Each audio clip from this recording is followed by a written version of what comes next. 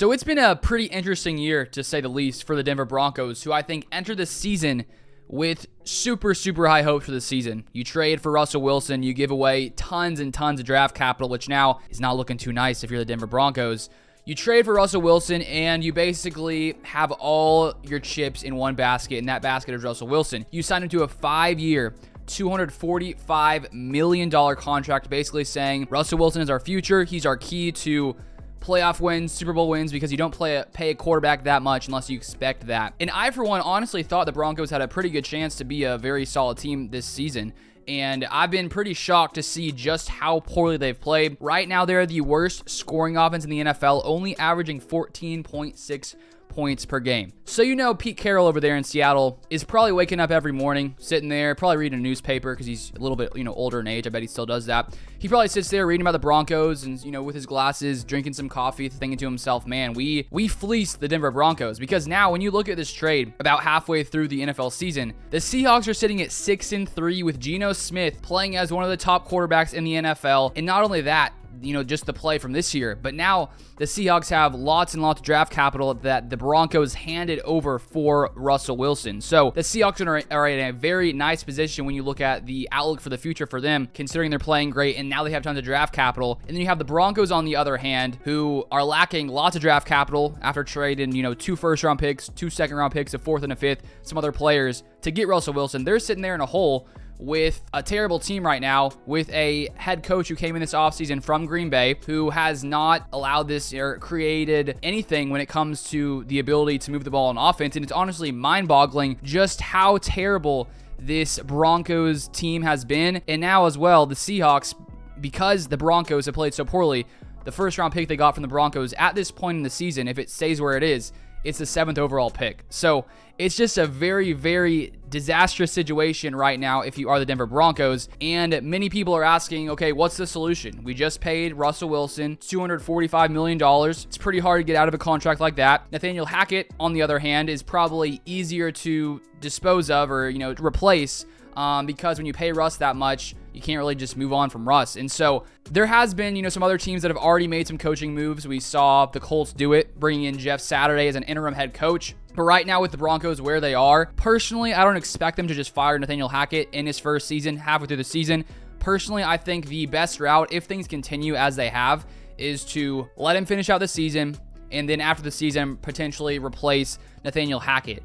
And I'm not saying the blame goes fully on Nathaniel Hackett. I think the blame goes on Nathaniel Hackett as well as Russell Wilson, because I want to read you some Russell Wilson stats. It's not like Nathaniel Hackett is just a completely bad offensive coordinator. That may be part of it, but Russell Wilson has played one of the worst, performances of his entire career here with the Denver Broncos. So right now, Russell Wilson has been trying to be the hero here in Denver. He has the 2nd highest deep pass percentage at 17.5%. The only problem is he's not completing those. He has the 18th highest completion percentage on those throws at only 36.2%. So Russell Wilson is sitting back there in the shotgun, throwing deep passes time and time again, and it's just not really working for him.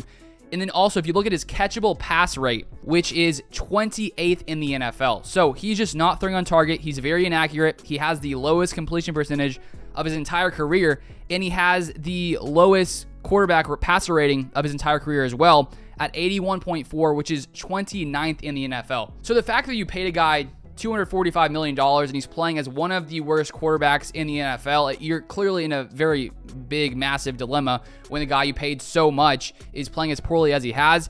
And I think when you look forward to the future, I think the Broncos have to stick with Russell Wilson, and I think they clearly need to use him differently than they have been using him. And when he was in Seattle, there, at the end of his time there with the Seahawks, with Pete Carroll, last season everyone was saying, let Russ cook, let Russ cook, let Russ cook. And Pete Carroll seemed to like to do his own thing, more focus on running the ball, set up some play action passes, and Russ sort of seemed like he wanted to go to a place where he could sit back in shotgun, try to just sit back there, throw all day long, and it just hasn't really worked out, I think, as Russell Wilson really thought it would. And Pete Carroll is sitting there really pretty with Geno Smith, who, now it's sort of making it seem like maybe Pete Carroll was part of the reason that Russell Wilson has been so successful in the past, at least a big part of it, because we saw Geno Smith has ascended to the level he's at now, playing as one of the top quarterbacks in the NFL. And Russell Wilson, the year he leaves, has one of the worst years in his career. So you can sort of see the correlation. I don't think it's completely based on Pete Carroll and the way he did the offense there, but I think that's a huge part of it. And then you also throw in the fact that Russell Wilson has honestly just played very poorly. His receivers have dropped some passes, but he has not been accurate. He's also running way less than he used to, and I think when you look at his age, 32, 33, whatever age he is now,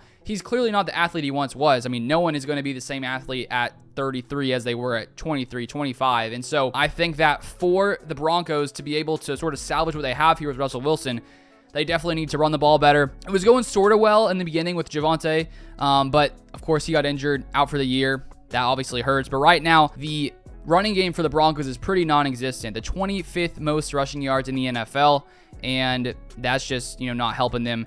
And then the very, I guess, unfortunate thing for the Broncos is they have the best defense in the NFL, the best scoring defense in the NFL. So if the Broncos offense was even average, like 15th, 20th, they'd probably have a much better record. But because they have the best defense in the NFL and the worst offense in the NFL, which is just crazy to see. Like, if you would have said before the season that the Broncos would have the worst offense, like out of everyone, like worse than the Panthers, worse than the Jaguars. The Jaguars are actually pretty good this year. I mean, they've just been bad, and it's honestly crazy just how bad they've been. So we'll see if they're able to fix it. I don't know if they're going to fix it this season. They're clearly going to have to come in this offseason, make some big changes to switch things up to try to sort of salvage what they have here after getting rid of all their draft capital, which now it just looks like a very poor situation for the Broncos. And I feel for you Broncos fans. I'm a Packers fan, and we're struggling too. So I sort of feel that, the pain of high expectations and then not quite living up to those expectations. But we'll see what happens here going forward in the future. But, Pete Carroll's over there sitting pretty, 6-3, tons of draft capital. The Seahawks look like they could be pretty good for years to come with all the draft capital they have and how good their rookies are already playing so far this season. So Pete Carroll right now seems to have won this trade. Maybe things change in a year or two, but honestly, it's not really looking like it. But that is all I have for this video. If you want to see more NFL content like this, I put out NFL content on this channel. If you want to follow me on social media, Twitter and Instagram will be linked down below. So thank you so much for watching as always, and I'll see you guys next time.